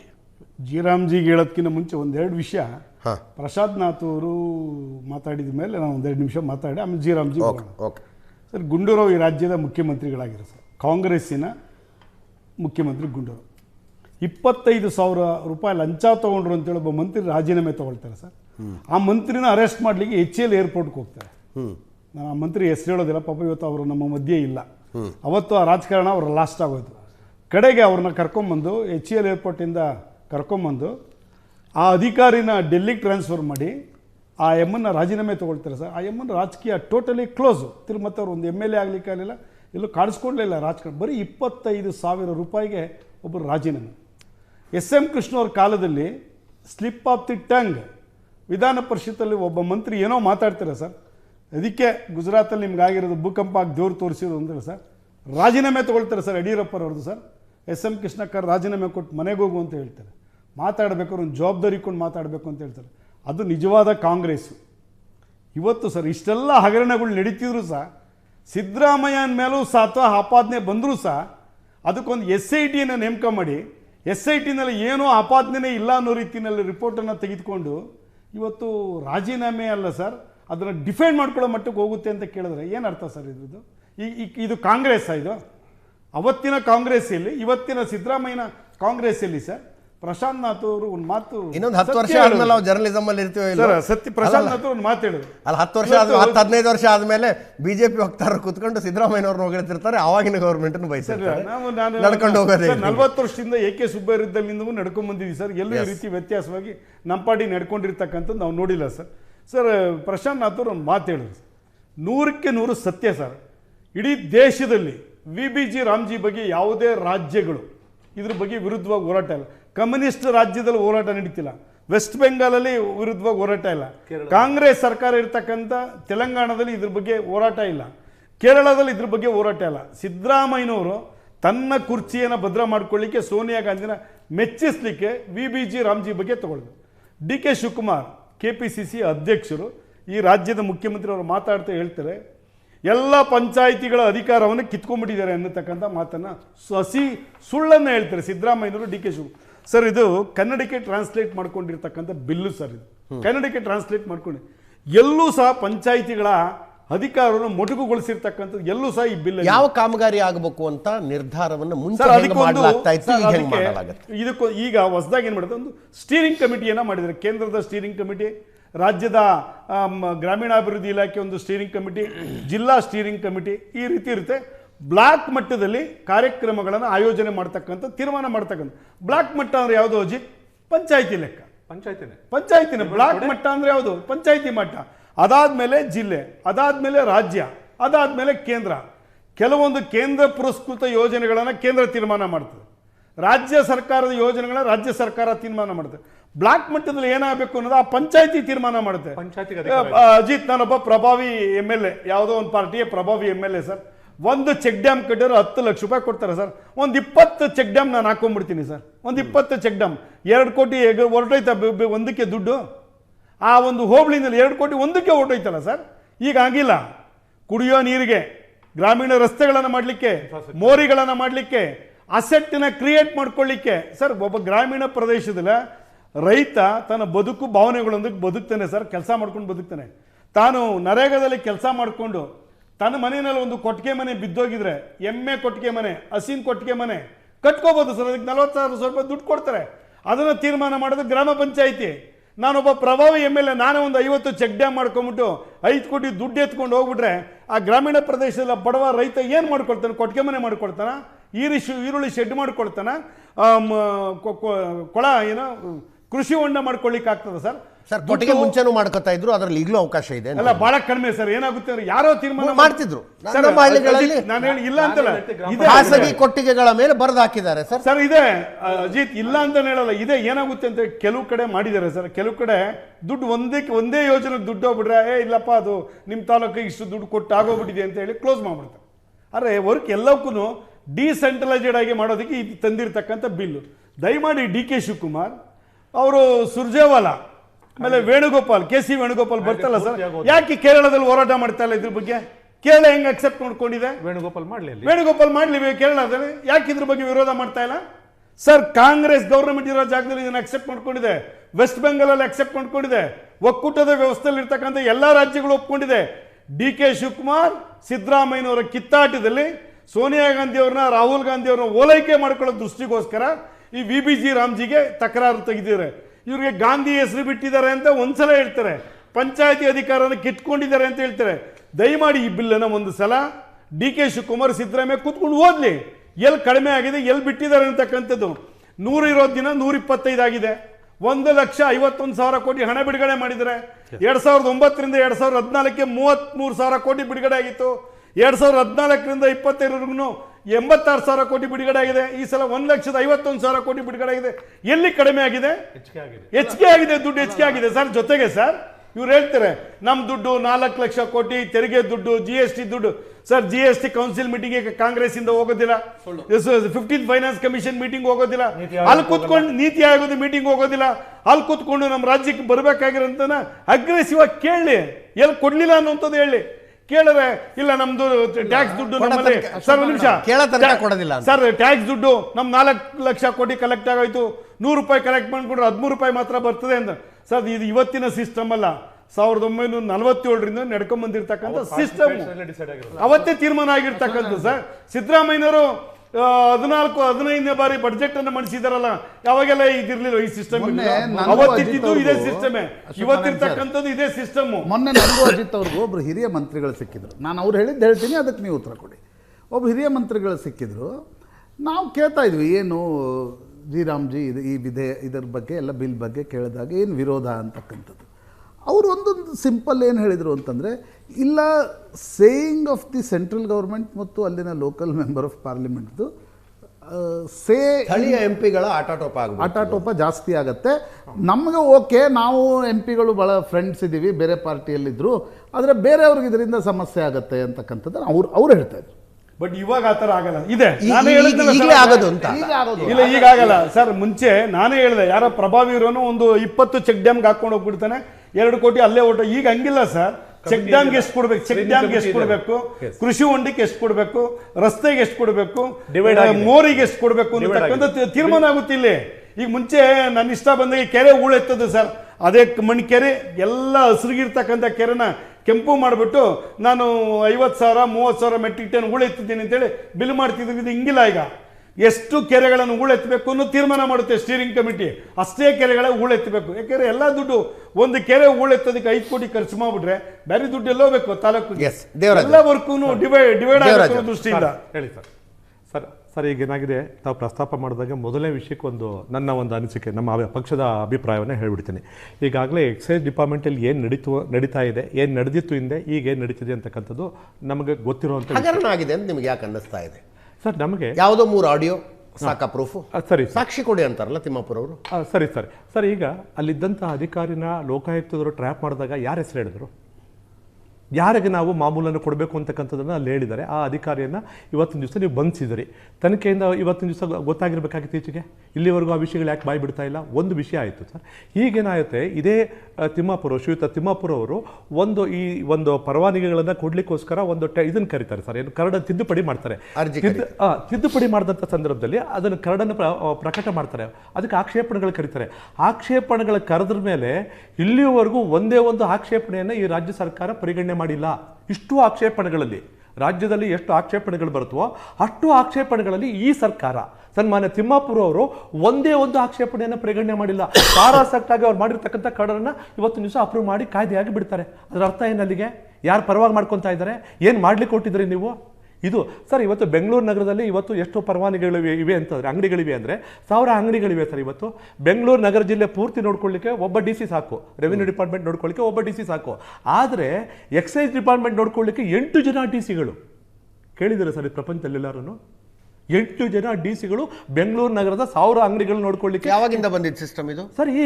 ಇವ್ರು ಮಾಡಿದಂಥದ್ದು ಸರ್. ಇವ್ರು ಬಂದಮೇಲೆ 8 ಜನ DCಗಳನ್ನ ನೇಮಕ ಮಾಡಿದ್ದಾರೆ. ಸ್ಟಾಫ್ಗಳನ್ನು 1:4 ಜಾಸ್ತಿ ಮಾಡಿದ್ದಾರೆ. ಯಾಕೆ ಮಾಡಿದ್ರಿ ಸರ್ ಇವೆಲ್ಲವೂ ಸಹ ವ್ಯವಸ್ಥಿತವಾಗಿ ಇವತ್ತಿನ ದಿವಸ ಅಲ್ಲಿ ಭ್ರಷ್ಟಾಚಾರವನ್ನು ಹೆಚ್ಚಿಗೆ ಮಾಡಲಿಕ್ಕೋಸ್ಕರ ಮಾಡಿರತಕ್ಕಂಥ ಒಂದು ವ್ಯವಸ್ಥೆ. ಸನ್ಮಾನ್ಯ ತಿಮ್ಮಾಪುರ ಅವ್ರ ಬಗ್ಗೆ ಬಂದಿರತಕ್ಕಂಥದ್ದು ಮೊದಲನೇ ಆಪಾದನೆ ಅಲ್ಲ, ಈಗಾಗಲೇ 10ನೇ ಆಪಾದನೆ. ಸರ್ ಇವತ್ತು BJP ಅವ್ರ ಮೇಲೆ ಇದೇ ಕಾಂಗ್ರೆಸ್ ಸರ್ಕಾರ ನಾವು ಸಹ ಅವತ್ತಿನ ದಿವಸ ಕೈ ಜೋಡಿಸಿದ್ವಿ, ಇಲ್ಲ ಅಂತ ನಾನು ಹೇಳೋದಿಲ್ಲ, ಒಪ್ಕೋತೀನಿ. ಏನು 40% ಸರ್ಕಾರನ ಒಂದೇ ಒಂದು ಲೆಟರ್ ಬರೆದಿದ್ದಕ್ಕೆ, ಕೆಂಪಣ್ಣವ್ರು ಬರೆದಿದ್ದಕ್ಕೆ ನೀವು ಆಪಾದನೆ ಮಾಡಿದ್ರಿ, ಆಯ್ತಪ್ಪ. ಇವತ್ತು ಅದೇ ಗುತ್ತಿಗೆದಾರರು 4 ಪತ್ರವನ್ನು ಬರೀತಾರೆ, ಇದೇ ಕೆಂಪಣ್ಣವ್ರು ಬರೀತಾರೆ, ನಂತರ ಉಳಿದ ಗುತ್ತಿಗೆದಾರರು ಅವ್ರ ಸಂಘದಿಂದ ಬರೀತಾರೆ, 4 ಪತ್ರವನ್ನು ಗುತ್ತಿಗೆದಾರ ಸಂಘದವರು ಬರೀತಾರೆ. ಮತ್ತೆ ಸರ್ಕಾರದ ನಮ್ಮ ರಾಜ್ಯದಲ್ಲಿರ್ತಕ್ಕಂಥ ಶಿಕ್ಷಕರ ಸಂಘದವರು 4 ಪತ್ರವನ್ನು ಬರೀತಾರೆ. ಅದಾದ್ಮೇಲೆ ಇದೇ ಶಾಸಕರು 36 ಜನ ಪತ್ರವನ್ನು ಬರೀತಾರೆ ಭ್ರಷ್ಟಾಚಾರದ ಬಗ್ಗೆ. ಈಗ ಗುತ್ತಿಗೆದಾರರ ಸಂಘದ ಇವತ್ತಿನ ದಿವಸ ಏನಾಗಿದೆ, ಎಕ್ಸೈಸ್ ಡಿಪಾರ್ಟ್ಮೆಂಟ್ ಅಲ್ಲಿ ಏನಾಗಿದೆ, ಅಬಕಾರಿ ಇಲಾಖೆಯಲ್ಲಿ ಶ್ರೀಯುತ ಗುರುಸ್ವಾಮಿ ಅವರು ನಿನ್ನೆ ತಾನೇ ಪ್ರೆಸ್ ಕಾನ್ಫರೆನ್ಸ್ ಮಾಡಿ ಎಷ್ಟರ ಮಟ್ಟಿಗೆ ಭ್ರಷ್ಟಾಚಾರ ಆಳಕ್ಕಿಳಿದಿದೆ ಅಂತಕ್ಕಂಥದ್ದನ್ನ ನಗ್ನ ಸತ್ಯವನ್ನ ಇವತ್ತಿನ ದಿವಸ ಬಯಲು ಮಾಡ್ತಿದ್ದಾರೆ. ಅದಾದ್ಮೇಲೆ ಸನ್ನದದಾರರ ಸಂಘದವರು ಏನಿದ್ದಾರೆ, ಇವಾಗ ಲೈಸೆನ್ಸ್ ಹೋಲ್ಡರ್ಸ್ ಇದಾರಲ್ಲ ಸರ್, ಅವರು ಒಟ್ಟು 4 ರಿಂದ 5 ಪತ್ರ ಬರೀತಾರೆ ಸರ್ಕಾರಕ್ಕೆ, ಭ್ರಷ್ಟಾಚಾರ ಮಿತಿಮೀರಿ ಹೋಗಿದೆ, ನಾವೆಲ್ಲ ಸೂಸೈಡ್ ಮಾಡ್ಕೋಬೇಕು ಅಂತೇಳಿ. ಸರ್ಕಾರ ಇವತ್ತಿನ ಸರ್ಕಾರ ಕೇವಲ ಒಂದೇ ಒಂದು ಆಪಾದನೆ ಮಾಡಿ ಅಧಿಕಾರಕ್ಕೆ ಬಂದಂಥ ಸರ್ಕಾರ ನಿಮ್ಮ ಮೇಲೆ ಇಷ್ಟೊಂದು ಗಂಭೀರವಾಗಿ ಇಷ್ಟು ಬೃಹತ್ ಮಟ್ಟದಲ್ಲಿ ಆಪಾದನೆ ಬಂದಾಗ ಒಬ್ಬ ಸಚಿವರನ್ನು ನೀವು ರಾಜೀನಾಮೆ ತಗೊಳ್ಳೋಕೆ ಆಗ್ತಿದ್ದಿಲ್ಲ ಅಂತಂದ್ರೆ ನಿಮ್ಮ ಉದ್ದೇಶ ಏನು? ಅವರನ್ನು ಒಳಗೊಂಡಂತೆ ನೀವು ಇವತ್ತಿನ ದಿವಸ ಭ್ರಷ್ಟಾಚಾರಕ್ಕೆ ಲೈಸೆನ್ಸ್ ಕೊಟ್ಟಿದ್ರಿ, ಭ್ರಷ್ಟಾಚಾರವನ್ನ ಲೈಸೆನ್ಸ್ ಮುಖಾಂತರ ನೀವು ಮಾಡ್ತಿದ್ರಿ ಅಂತಕ್ಕಂಥದ್ದು ಸಾಬೀತು. ಹೇಳೋದೇನು ಆರೋಪ ಬಂದಿದೆಯಲ್ಲ, ತಗೊಳ್ಳಿ ರಾಜೀನಾಮೆ ಅಂತಾನ ಸರ್. ಮತ್ತಿನ್ಯಾವಾಗ ತಗೊಂತೀರಿ ಸರ್ ನೀವು? ಆರೋಪ ಗಂಭೀರವಾಗಿ ಬಂದಿದೆ, ನಾವು ಮಾಡ್ತಿರೋದಲ್ಲ, ವಿರೋಧ ಪಕ್ಷದವ್ರು ಮಾಡ್ತಿರೋದಲ್ಲ, ಇವತ್ತು ಅಲ್ಲಿರ್ತಕ್ಕಂಥ ಅಧ್ಯಕ್ಷರು ಮಾಡ್ತಿರ್ತಕ್ಕಂಥದ್ದು, ಸಂಘ ಸಂಸ್ಥೆಗಳು ಮಾಡ್ತಿರ್ತಕ್ಕಂಥದ್ದು, ಅವ್ರನ್ನ ಪರಿಶೀಲನೆಗೆ ಒಂದು ದಿವಸ ಹೋಗ್ಲಿಲ್ವಲ್ಲ ಸರ್ ನೀವು? ಒಂದೇ ಒಂದು ದಿವಸ 4 ಜನ ಗುತ್ತಿಗೆದಾರರು ಕೊಟ್ಟರು, ಅವತ್ತು ಹೋಗಲಿಲ್ಲ. ಇವತ್ತು ದಿವಸ ಮಾಲೀಕರು ಕೊಟ್ಟರು, ಮಾಲೀಕರ ಸಂಘದ ಅಧ್ಯಕ್ಷರು ಶ್ರೀಯುತ ಗುರುಸ್ವಾಮಿ ಅವರು ಎಂಥ ಗಂಭೀರವಾದ ಆರೋಪ ಇವತ್ತು. ಅದಾದ್ಮೇಲೆ ಸನ್ನದದಾರರ ಸಂಘದವರು ಇವತ್ತಿನ ದಿವಸ 4 ಪತ್ರವನ್ನು ಕೊಟ್ಟಿದ್ದಾರೆ. ಏನು ತನಿಖೆ ಮಾಡಿದ್ರಿ ನೀವು? ಕನಿಷ್ಠ ತನಿಖೆ ಮಾಡೋ ಸೌಜನ್ಯ ಸರ್ಕಾರಕ್ಕಿಲ್ಲ ಅಂತಂದ್ರೆ ಎಷ್ಟು ಇವತ್ತಿನ ದಿವಸ ಈ ಸರ್ಕಾರಕ್ಕೆ ಕುಷ್ಠರೋಗ ಬಡದೋಗಿದೆ. ಇವತ್ತಿನ ದಿವಸ ಕುಷ್ಠರೋಗ ಅನ್ನೋ ಪದನ ಯಾಕೆ ಬಳಸ್ತೀನಿ ಅಂತಂದ್ರೆ, ಸಂವೇದನೆ ಯಾವತ್ತಿರಲ್ವ ಸರ್ಕಾರಕ್ಕೆ ಅವತ್ತು ಕುಷ್ಠರೋಗ ಬಂತು ಅಂತ ಅರ್ಥ ಅಲ್ಲಿಗೆ.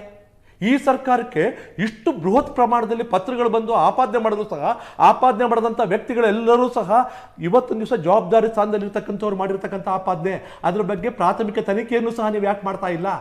ಯಾಕೆ ಮಾಡಿ ಇವತ್ತಿನ ದಿವಸ ವಿರೋಧ ಪಕ್ಷದವ್ರನ್ನ ಮುಂದೆ ಉತ್ತರ ಹೇಳಲಿಲ್ಲ ನೀವು? ಕೆಂಪಣ್ಣವರು ಆರೋಪ ಮಾಡಿದಾಗ ಗುತ್ತಿಗೆದಾರರ ಸಂಘದ ಸದಸ್ಯರನ್ನ ಆಗಿನ ಮುಖ್ಯಮಂತ್ರಿ ಬೊಮ್ಮಾಯಿ ಅವರು ಕರೆದು ಕೂಡಿಸ್ಕೊಂಡು ಏನು ಪ್ರಾಬ್ಲಮ್ ಅಂತ ಅವರು ಕೇಳಿದ್ರಿ ಅಲ್ವಾ? ಇವ್ರನ್ನೇನು ಕರೆದು ಕೂಡಿಸ್ಕೋಬೇಕು, ಕೇಳಬೇಕು, ಅಟ್ಲೀಸ್ಟ್ ಅವ್ರ ಸಮಸ್ಯೆ ಏನು ಅಂತ. ಎಲ್ಲ ಗುತ್ತಿಗೆದಾರ ಸಂಘದ್ದಾಗ್ಬೋದು ಪ್ರತಿಯೊಬ್ಬರನ್ನು ಕೂಡ ಹೋಗಿ ಮೀಟ್ ಮಾಡಿದ್ದಾರೆ. ಆಮೇಲೆ ಅವರ ಸಮಸ್ಯೆಗಳಿಂದ ಮಧ್ಯ ಮಾರಾಟಗಾರರ ಸಂಘದ ಬಗ್ಗೆ ನಾನು ಕೇಳ್ತಾ ಇದ್ದೀನಿ. ಕೇಳಿ, ಈಗ ಯಾವ್ದಾದ್ರು ನಿಜವಾಗ್ಲೂ ದೂರಿದ್ರೆ ನಾವು ಹೇಳ್ತೀವಲ್ಲ, ಸರ್ಕಾರ ಯಾವುದೇ ರೀತಿಯ ಹಿಂಜರಿಕೆ ತೋರಿಸಲ್ಲ. ಯಾವ್ದಾದ್ರು ದೂರಿದ್ರೆ ಖಂಡಿತವಾಗಿ ತೆಗೆದುಕೊಂಡೋಗಿ ಸಾಕ್ಷಿ ಸಮೇತ ಯಾವುದಾದ್ರೂ ತನಿಖಾ ಇಲಾಖೆ ಕೊಟ್ಬಿಡ್ಲಿ. ಯಾವ ತನಿಖಾ ಇಲಾಖೆ ಕೊಟ್ಟಿದ್ರಿ? ಯಾವ ತನಿಖಾ ಸಂಸ್ಥೆ ಕೊಟ್ಟಿದ್ರು ಕೆಂಪಣ್ಣವರು? 40% ಕ್ಯಾಂಪೇನ್ ಮಾಡಿದ್ರಲ್ಲ, 40% ಸರ್ಕಾರ ಅನ್ನೋ ಕ್ಯಾಂಪೇನ್ ಕೆಂಪಣ್ಣನವರು ಎಲ್ಲಿ ಕೊಟ್ಟಿದ್ರು ಅವರು ದಾಖಲೆಗಳನ್ನ? ಬಿಜೆಪಿ ವಿರುದ್ಧ ಕೆಂಪಣ್ಣನವರು ಬಿಜೆಪಿ ಸರ್ಕಾರದ ವಿರುದ್ಧ ಪ್ರಧಾನಮಂತ್ರಿಗೂ ಕೊಟ್ಟಿದ್ರು, ಮುಖ್ಯಮಂತ್ರಿಗೂ ಕೊಟ್ಟಿದ್ರು, ರಾಜ್ಯಪಾಲರಿಗೂ ಕೊಟ್ಟಿದ್ರು, ದೂರನ್ನು ಕೊಟ್ಟಿದ್ರು, ಸಾಕ್ಷ್ಯಗಳನ್ನ ಕೊಟ್ಟಿದ್ರು. ಇಲ್ಲಿ ಸುಮ್ಮನೆ ಆರೋಪ ಮಾಡೋದಿದೆಯಲ್ಲ, ಪತ್ರ ಬರೆಯೋದಿದೆಯಲ್ಲ, ಒಂದು ನಿಮಿಷ ಸಿ, ಆ ತರ ಕೇವಲ ಆರೋಪಗಳಿಂದ ಬಿಜೆಪಿ ಜೆಡಿಎಸ್ ಪ್ರಚೋದಿತ ಆರೋಪಗಳಿಂದ ಯಾವುದು ನಾವು ಹೇಳ್ತೀವಲ್ಲ, ಹೋಗಿ ದೂರ ಕೊಡಿ. ನಾನು ಹೇಳ್ತೀವಲ್ಲ, ತನಿಖೆ ಮಾಡಿ, ನಾವು ಬಿಜೆಪಿ ತರ ಪಲಾಯನ ಮಾಡಲ್ಲ, ಬಿಜೆಪಿ ತರ ತನಿಖೆ ಮಾಡಿಸಲ್ಲ ಅಂತ ಓಡೋಗಲ್ಲ, ನಾವು ತನಿಖೆನೇ ಮಾಡಿಸಲ್ಲ, ಅಲ್ಲಿ ಕ್ರಮ ಇದೇ ಆಗಿಲ್ಲ, ಭ್ರಷ್ಟಾಚಾರ ಆಗಿಲ್ಲ ಅಂತ ಬಿಜೆಪಿ ಹೇಳ್ತಾ ಇರಲ್ಲ. ಆ ತರ ಅಲ್ಲ, ಯಾವ್ದಾದ್ರು ಒಂದು ಸಾಕ್ಷಿ ಇಟ್ಕೊಂಡು ನೀವು ತನಿಖಾಧಿಕಾರಿಗಳಿಗೆ ಯಾವ್ದಾದ್ರು ಒಂದು ಇಲಾಖೆ ಕೊಡಿದ್ದು ದೂರ ಕೊಡಿ. ನೀವು ಲೋಕಾಯುಕ್ತ ಕೊಡ್ತೀರಾ, ಪೊಲೀಸ್ ಕೊಡ್ತೀರಾ, ಕೋರ್ಟ್ ಕೊಡ್ತೀರಾ, ಕೊಡಿ, ನಾವು ತನಿಖೆ ಮಾಡಿಸ್ತೀವಿ. ಸುಮ್ಮನೆ ಆರೋಪ ಸರ್ಕಾರದ ವರ್ಚಸ್ಸನ್ನ ಹಾಳು ಮಾಡ್ಲಿಕ್ಕೆ ಬಿಜೆಪಿ ಜೆಡಿಎಸ್ ರಚಿತವಾದಂತಹ ಪ್ರಹಸನ ಅಜಿತ್ ಸರ್, ದೇಶ ಪಾತ್ರ ಅದೇ ಇರುತ್ತೆ, ಮುಖಗಳಷ್ಟೇ ಬದಲಾಗ. I still remember Basavaraj Bommai ಅವರ ಸ್ಟೇಟ್ಮೆಂಟ್ ಏನಿತ್ತು ಅಂತ. ಕೆಂಪಣ್ಣವ್ರು 40% ಆರೋಪ ಮಾಡಿದಾಗ ಬಸವರಾಜ ಬೊಮ್ಮಾಯಿ ಅವರು ಹೇಳಿದ್ರು, ಕೋರ್ಟ್ ಇದೆ, ಲೋಕಾಯುಕ್ತರಿದ್ದಾರೆ, ಯಾರಿಗೆ ಬೇಕು ಅವ್ರಿಗೂ ಕಂಪ್ಲೇಂಟ್ ಕೊಡಿ, ತನಿಖೆ ಆಗಲಿ. ಅವತ್ತು ಬಸವರಾಜ ಬೊಮ್ಮಾಯಿ ಅವರು ಹೇಳಿದ್ರು, ಇವತ್ತು ನಟರಾಜಗೌಡರು ಹೇಳ್ತಾ ಇದ್ದಾರೆ. ಅಂದ್ರೆ ಪಾತ್ರ ಅದೇ ಇರುತ್ತೆ, ಪಾತ್ರ ಅದೇ ಇರುತ್ತೆ, ವ್ಯಕ್ತಿಗಳಷ್ಟೇ ಚೇಂಜ್ ಆಗೋದು, ಪಕ್ಷಗಳಷ್ಟೇ ಚೇಂಜ್ ಆಗೋದು. 21 ಇಲಾಖೆನಲ್ಲಿ ಭ್ರಷ್ಟಾಚಾರ ಆಯ್ತು. ಭೋವಿ ನಿಗಮದಿಂದ ಹಿಡಿದು ಅಂಬೇಡ್ಕರ್ ನಿಗಮದಿಂದ ಹಿಡಿದು ಕೃಷಿ ನಿಗಮದಿಂದ ಪ್ರತಿಯೊಂದು ಕಡೆ 8 ಕೋಟಿ ರೂಪಾಯಿ ಹಾಸಿಗೆ ಬಿಜೆಪಿ ಶಾಸಕ 8 ಕೋಟಿ ರೂಪಾಯಿ ಹಾಸಿಗೆ ಮಲಗಿದ್ದ. ಬಿಜೆಪಿ ಶಾಸಕ 8 ಕೋಟಿ ರೂಪಾಯಿನ ದುಡ್ಡನ್ನ ಹಾಸಿಗೆ ಮಲ್ಕೊಂಡು ಮಲಗಿದ್ದ. ಆತ ದೊಡ್ಡ ಬ್ರಹ್ಮಾಂಡ ಭ್ರಷ್ಟಾಚಾರ. ಏನ್ ಮಾಡಿದ್ರಿ ಅಂತ ಮಾಡಿ, action ತಗೊಳ್ಳಿ. ಅವೆಲ್ಲರಿಗೂ ಏನ್ action? ಅಲ್ಲ ತಗೊಂಡಿದೀವಿ. ಏನ್ ತಗೊಂಡ್ರಿ action? ಏನಾಯ್ತು? ಎಲ್ಲ ಕೇಸ್ ನಡೀತಾ ಇದಾವೆ, ಕೇಸ್ ನಡೀತಾ ಇದಾವೆ. ಆದ್ರೆ ಬಿಜೆಪಿ ಇವ್ರು ಏನೋ ಹೇಳ್ತಾರಲ್ಲ, 25,000 ತಗೊಂಡಿದ್ಕೆ ಒಬ್ರು ರಾಜೀನಾಮೆ ಕೊಟ್ಟು ರಾಜೀನಾಮೆ ಕೊಟ್ಬಿಟ್ರು, ಯಾರೋ ಏನೋ ಮಾತಾಡಿ ರಾಜೀನಾಮೆ ಕೊಟ್ಬಿಟ್ರು. ನಿಜ ಆ ತರ ಮೌಲ್ಯಗಳಿತ್ತು, ಆದ್ರೆ ಬಿಜೆಪಿ ಬಂದ ಮೇಲೆ ಆ ತರ ಮೌಲ್ಯಗಳೆಲ್ಲ ಬಿಜೆಪಿ ಬಂದ ಮೇಲೆ. ದೇವರಾಜ್ ಅವರೇ, ಜಿ ಕಾಯ್ದೆ ರಾಜ್ಯ ಸರ್ಕಾರಗಳಿಗೆ ಅನ್ಯಾಯ ಮಾಡ್ತಾ ಇದ್ದೀರಿ, ನಿಮ್ಮಿಂದ ಒಂದು ಉತ್ತರ ಬೇಕು ಸರ್. ಈಗ ಈ ಜಿ ರಾಮ್ಜಿ ಕಾಯ್ದೆ ಬರೋಕ್ಕಿಂತ ಮೊದಲು ನರೇಗಾ ಮನ್ರೇಗಾ ಹೇಗೆ ಬಂತು ಅಂತ ನೋಡಿದ್ರೆ ನಿಮಗೊಂದು ಸ್ಪಷ್ಟವಾದ ಚಿತ್ರಣ ಸಿಗುತ್ತೆ. ಕಾಂಗ್ರೆಸ್ ಇವತ್ತು ದಿವಸ ಕಾಂಗ್ರೆಸ್ ಸರ್ಕಾರ ಈ ರಾಷ್ಟ್ರದಲ್ಲಿ ಮತ್ತು ರಾಜ್ಯದಲ್ಲಿ ಎಷ್ಟು ಹಸಿ ಸುಳ್ಳನ್ನು ಹೇಳ್ತಿದೆ ಅಂತಕ್ಕಂಥದ್ದು ಗೊತ್ತಾಗುತ್ತೆ ಸರ್. ಫಸ್ಟ್ ನರೇಗಾ ಬಂದಂಥದ್ದು 2005ರಲ್ಲಿ, ಅದನ್ನು ಇಂಪ್ಲಿಮೆಂಟ್ ಮಾಡಿದ್ದು ಫೆಬ್ರವರಿ 2ನೇ ತಾರೀಕು 2006. ಇಂಪ್ಲಿಮೆಂಟ್ ಮಾಡಿದಂಥ ಸಂದರ್ಭದಲ್ಲಿ ಕೇವಲ 200 ಜಿಲ್ಲೆಗಳಿಗೆ ಮಾತ್ರ ನಮ್ಮ ದೇಶದಲ್ಲಿ ಇಂಪ್ಲಿಮೆಂಟ್ ಮಾಡ್ತಾರೆ ಸರ್. ಟ್ರಯಲ್ ಬೇಸಿಸ್ ಮಾಡ್ತಾರೆ, ಅದು ಒಪ್ಪಂತು ಸರ್. ಮಾಡಿದಂಥ ಸಂದರ್ಭದಲ್ಲಿ ಅದನ್ನು ನಂತರ ಏನು ಮಾಡ್ತಾರೆ, ಅದನ್ನು 625 ಜಿಲ್ಲೆಗಳಿಗೆ ದೇಶವ್ಯಾಪಿ ಅದನ್ನು ಮಾಡ್ತಾರೆ. ಮತ್ತು ಅದನ್ನು ದೇಶವ್ಯಾಪಿ 2008ರಲ್ಲಿ ಎಲ್ಲ ಜಿಲ್ಲೆಗಳಿಗೂ ಸಹ ಅದನ್ನು ಅನುಷ್ಠಾನಗೊಳಿಸ್ತಾರೆ. ಇದು ಸ್ವರೂಪ ಸರ್, ಅಂದರೆ ಕಾಲಕ್ಕೆ ಬದಲಾವಣೆ ಆಗುತ್ತೆ. ಮತ್ತೆ 2008ರಲ್ಲಿ ನರೇಗಾನ ಹೋಗಿ ಮನ್ರೇಗಾ ಅಂತ ಹೇಳಿ ಮಾಡ್ತಾರೆ. ಅದ್ರ ಬಗ್ಗೆನೂ ನಮ್ದು ಏನು ತಕರಾರಿದ್ದಿಲ್ಲ ಸರ್. ಈಗೇನಾಗುತ್ತೆ, ಇದು 2008 ಆದಂತೆ ಸರಿಸುಮಾರು 20 ವರ್ಷಗಳಾಯಿತು ಸರ್. ಈ ಕಾಯ್ದೆ ಬಂದು ಈ ಸೌಲಭ್ಯವನ್ನು ಈ ದೇಶಕ್ಕೆ ಕೊಟ್ಟು 20 ವರ್ಷಗಳಾಯಿತು. ಇದಾದ ನಂತರ 2011-12ರಲ್ಲಿ ಕಾಂಗ್ರೆಸ್ ಸರ್ಕಾರವೇ ಒಂದು ಸಮೀಕ್ಷೆ ಮಾಡುತ್ತೆ, ಏನು ಬದಲಾವಣೆ ಆಗಿದೆ, ಈ ಪಾವರ್ಟಿ ಲೆವೆಲಲ್ಲೂ ಯಾವ್ಯಾವ ಲೆವೆಲ್ಗೆ ಹೋಗಿದೆ ಅಂತಕ್ಕಂಥದ್ದನ್ನು ಇವರೇ ಸಮೀಕ್ಷೆ ಮಾಡ್ತಾರೆ. 11-12ರಲ್ಲಿ ಮಾಡಿದಂಥ ಸಂದರ್ಭದಲ್ಲಿ 27.1 ಪಾವರ್ಟಿ ಲೆವೆಲ್ ಇದ್ದಂಥದ್ದು 5.3% ಬಂದು ಹಿಡಿಯುತ್ತೆ. ಪವರ್ಟಿ ಲೆವೆಲ್ ಅಂದರೆ ಲೆವೆಲ್ ಸರ್. ಈಗ ಅಂದರೆ ಅಲ್ಲ, ಬಡತನ ರೇಖೆ ಅಲ್ಲ, ಬಡತನ ಮಾಡ್ತಿರ್ತಕ್ಕಂಥದ್ದು ಎಷ್ಟು ನಿಕೃಷ್ಟವಾಗಿ ಯಾವ್ಯಾವ ಸ್ಥಿತಿಯಲ್ಲಿ ಬದುಕ್ತಿದ್ದಾರೆ, ಅವ್ರ ಲೆವೆಲ್ ಹೇಗೆ ಅಪ್ಲಿಫ್ಟ್ ಆಯಿತು. ಅಪ್ಲಿಫ್ಟ್ ಆದ್ಮೇಲೂ ಸಹ ಅವ್ರು ಬಡತನ ರೇಖೆಯಲ್ಲಿ ಇರ್ಬೋದು. ಬಡತನ ರೇಖೆಯಲ್ಲಿ ಇರ್ಬೇಕಾದ್ರೆ ಇಂತಿಷ್ಟು ಆದಾಯ ಇರಬೇಕು, ಅವೆಲ್ಲ ಇದೆ. ಇದು ಪಾವರ್ಟಿ ಲೆವೆಲ್ ಸರ್. ಇದು ಅಷ್ಟು ನಿಕೃಷ್ಟವಾಗಿರ್ತಕ್ಕಂಥದ್ದು ಅಪ್ಲಿಫ್ಟ್ ಆಗುತ್ತೆ ಅಂತಕ್ಕಂಥದ್ದು ಕಾಂಗ್ರೆಸ್ಸೇ ಮಾಡಿದಂತಹ ಒಂದು ಸಮೀಕ್ಷೆಯ ವರದಿಯ ಅಂಶಗಳು ಸ್ಪಷ್ಟವಾಗಿ ಹೇಳ್ತಿದೆ. 27.1% ಇದ್ದಿದ್ದು 5.3% ಬರುತ್ತೆ. ಈಗ ಒಂದು ಬದಲಾವಣೆ ದೇಶದಲ್ಲಿ ಆದಮೇಲೆ ಕಾಯ್ದೆಯ ಸ್ವರೂಪವನ್ನು ಬದಲಾವಣೆ ಮಾಡಬೇಕಾ ಬೇಡವಾ ಸರ್? ಯೋಜನೆಗಳು ಅಂತಕ್ಕಂಥದ್ದು ಯಾವತ್ತೂ ಸಹ ಏನು ದೇಶ ಪ್ರಾರಂಭ ಸ್ವಾತಂತ್ರ್ಯ ಬಂದ ಕಾಯ್ದೆ ಸ್ವರೂಪ ಬದಲಾವಣೆ ಅಂದ್ರೆ ಇನ್ನಷ್ಟು ಜಾಸ್ತಿ ದುಡ್ಡು ಅಲ್ಲಿಗೆ ಒಳ್ಳೇದಾಗ್ತಿದೆ. ಸರ್, ಈಗ ಅದು ಬಿಟ್ಟು ನಾವು 60% ಅಷ್ಟೇ ಕೊಡೋರು, ಇನ್ನು 40% ಸ್ಟೇಟ್ ಗವರ್ನಮೆಂಟ್. ನೀವು ಹೇಳ್ತಿರೋದು ಅದನ್ನೇ. ಈಗೇನು ಬಡತನದ ಸ್ವರೂಪ ಏನು ಬದಲಾಯಿತು, 27ರಿಂದ 5.3% ಬಂತು. ಇದಕ್ಕೆ ತಕ್ಕನಾಗೆ ನಾವು ಇವತ್ತು ಯೋಜನೆಯನ್ನು ರೂಪಿಸಬೇಕಾಗಿದೆ.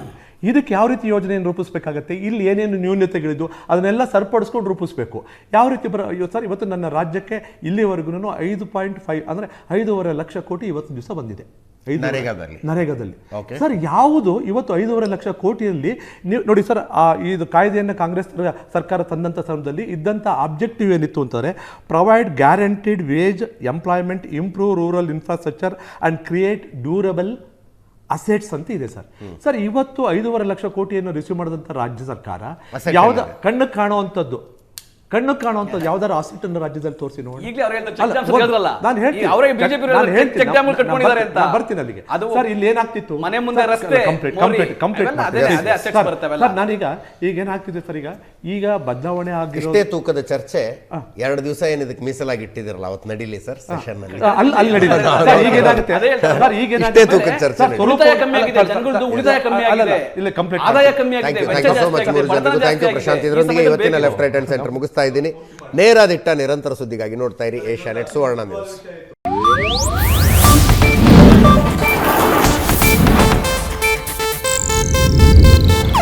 ಇದು ಏಷ್ಯಾನೆಟ್ ನ್ಯೂಸ್ ನೆಟ್ವರ್ಕ್ ಪ್ರಸ್ತುತಿ.